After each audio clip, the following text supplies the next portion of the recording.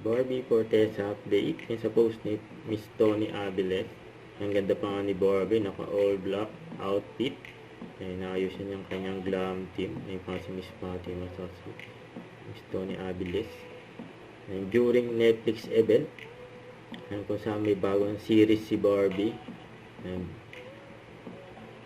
na si Barbie, oh. Ayan sa red carpet. Congrats kay Barbie. Ayan, bago na. Ayan, Paskong Pinoy. Bagong series ni Barbie.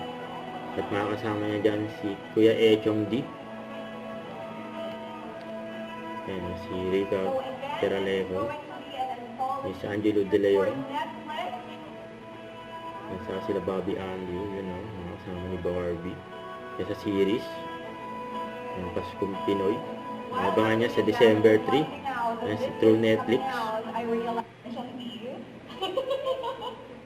It's our first time working together, actually. Well, if you grew up in the 2010s. Drop the mic ka dun, ha? Guard! Whoa! For us, I think Christmas usually is a reminder that it's a season of giving, but also it's a reminder that it's a season of forgiving also.